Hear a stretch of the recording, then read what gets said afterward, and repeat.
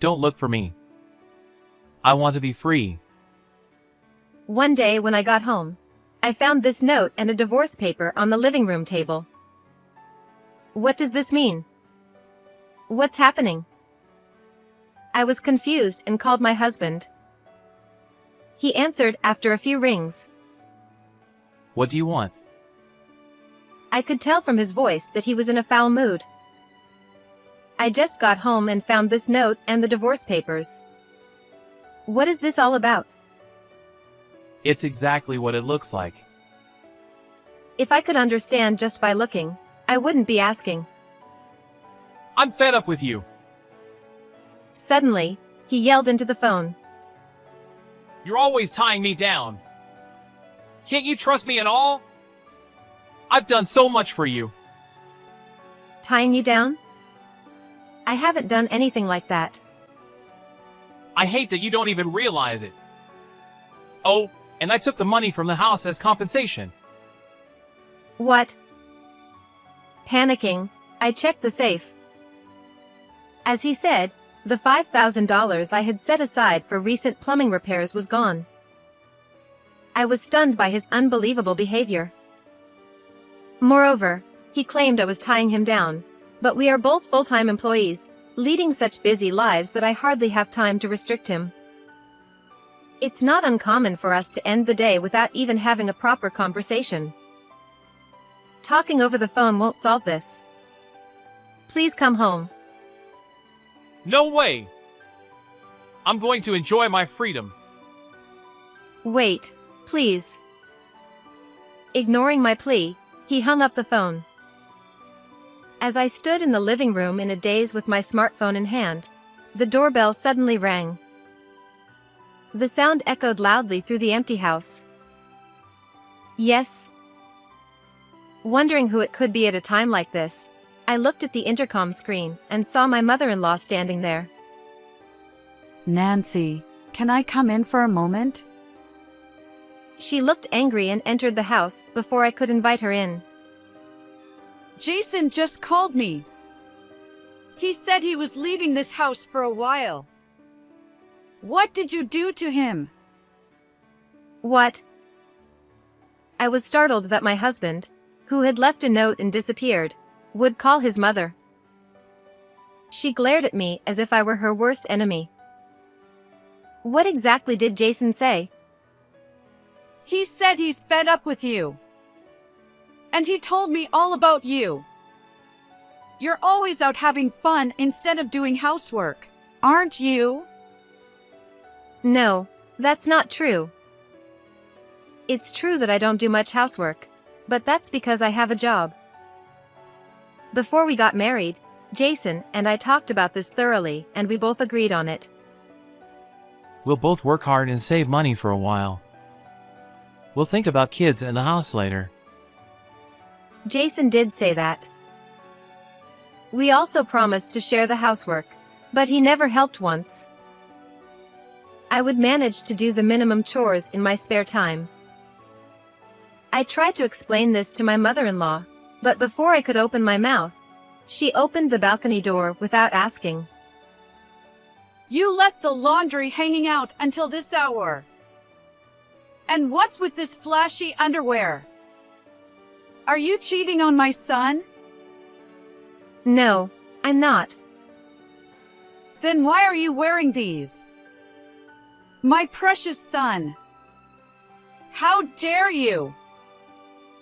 She hysterically yelled and grabbed my underwear from the drying rack, throwing it at me. You haven't even cleaned properly. And what's with all this pre-cooked food? You're just being lazy. She opened the refrigerator without permission and ruthlessly threw away the food I had prepared on my day off. Please, listen to me. Who would listen to you? When Jason comes back, I'm making sure he divorces you.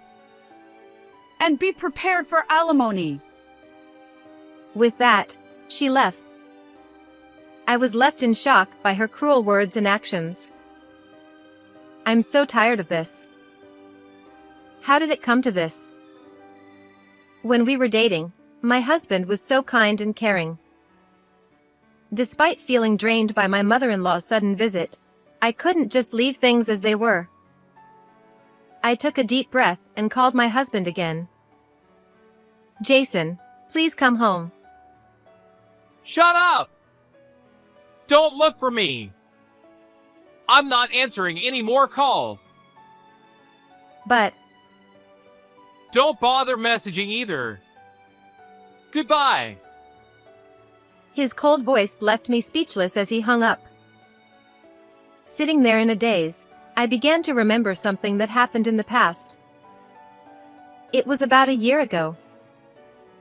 Jason is cheating? I had run to my in-laws' house in tears. My own family lived far away, my father had passed away, and my mother was too ill to rely on. The only place I could turn to was my in-laws. Yes. What should I do? When my husband's affair was discovered, he didn't apologize. Men cheat. But they always come back to their wives in the end. So it's no big deal. He had said, nonchalantly. Feeling desperate, I had sought help from my mother-in-law, but she said, That must have been tough. But you know, Nancy, men cheat. "What?" She was echoing my husband's words. I went through tough times too. But my husband eventually came back to me. That's just how men are. So stand tall. That's. Or maybe Jason's cheating is partly your fault. Her gaze hardened, and I recoiled under her stare. Maybe this is happening because you're not at home to take care of the family. But Jason agreed to both of us working. That's a lie. Jason always said he wanted you to be a housewife. He did? My husband had never complained about me working. But had he told his mother differently? Was he feeling differently all along? Anyway, you two need to sit down and talk things over. With those cold words, she sent me away, and I could only go back home. Later, when I tearfully confronted my husband about his affair and mentioned the possibility of divorce, he finally apologized. I didn't realize you were so upset. Nancy! I'll never cheat again. He said, but that promise was also broken. After that, he has continued to cheat, apologizing whenever I confront him. I was already wondering how long this could continue when he said, Don't look for me. "This is a good opportunity." I murmured, and started moving towards a conclusion. A month after my husband disappeared, I was in a certain place when I received a call from him. "Oh, it's been a while, Jason. How have you been?" Since that day, I hadn't contacted him once, as he had asked. How have I been? Why didn't you look for me?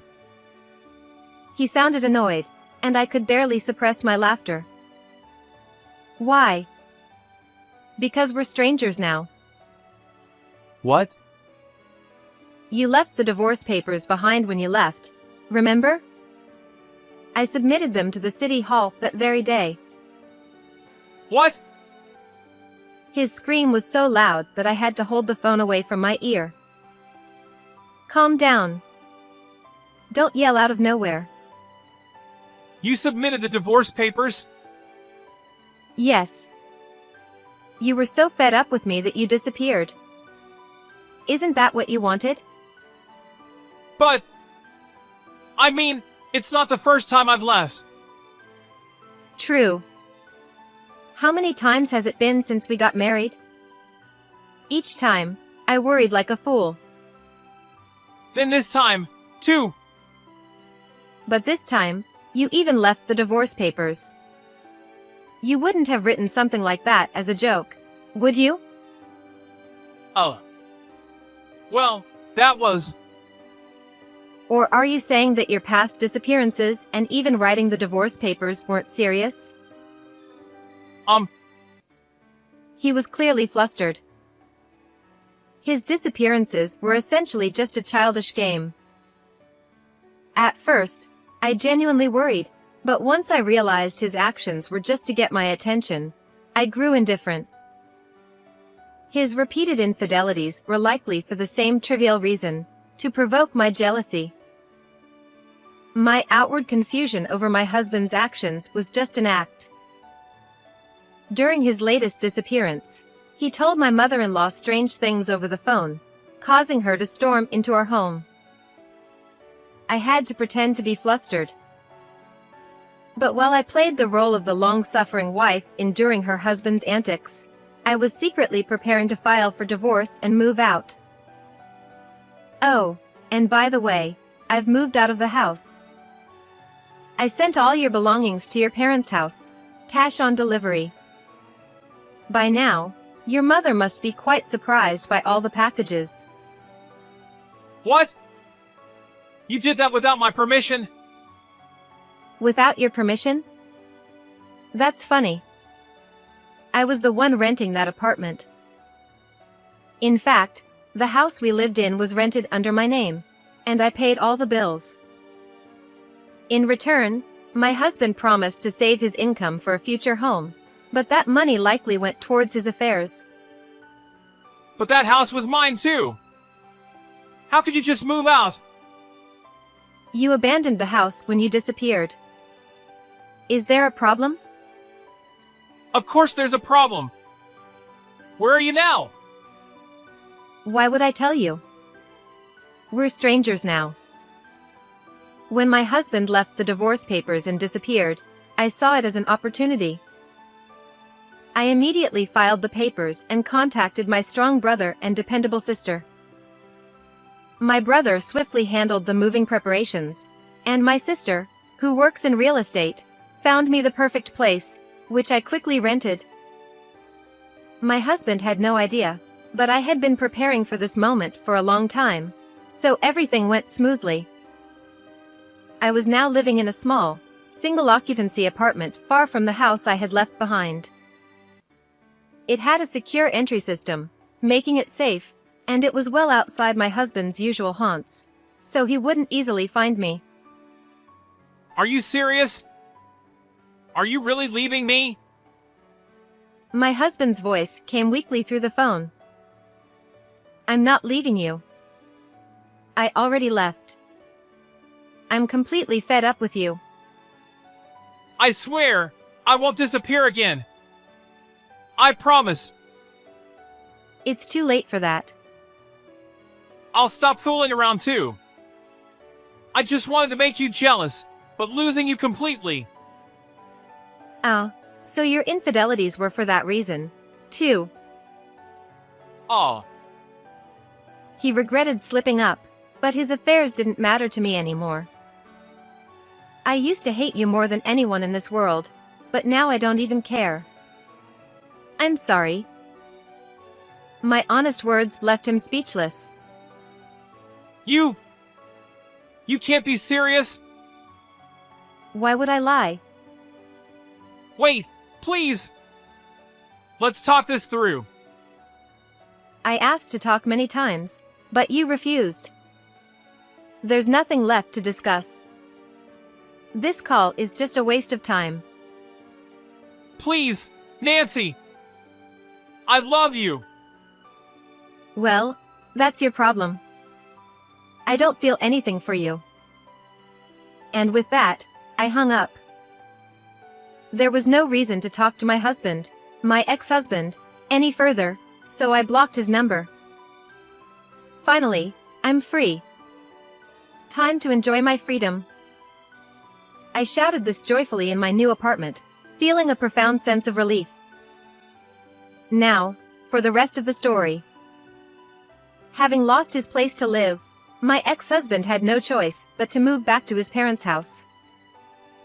His belongings were piled up in front of the house, and the neighbors were whispering about it. My former mother-in-law was furious and confronted him upon his return. Her yelling was so loud that everyone in the neighborhood found out he had been dumped by me. Additionally, my ex-husband tried to shift the blame, saying, "It's because Mom bullied my dear wife that this happened." as a result, it became known that my former mother-in-law had been mistreating me, and she was ostracized by the neighbors, leading to a lonely life. At my ex-husband's workplace, rumors spread that he was divorced because of his infidelity, causing him to be shunned by his superiors, subordinates, and colleagues. Left with nowhere to turn, he sought comfort from his mistress, but she dumped him as soon as his money ran out. It turned out that I had been paying all the living expenses, and without my financial support, he quickly ran out of money. Now, with no one to rely on, my ex-husband spends his days like an empty shell. It's a classic case of reaping what you sow. Meanwhile, I'm thoroughly enjoying my newfound freedom as a single woman. My sister has offered to introduce me to someone nice, but I want to enjoy this freedom a little longer. If I meet someone one day who I feel I want to share my life with, I might consider marriage again.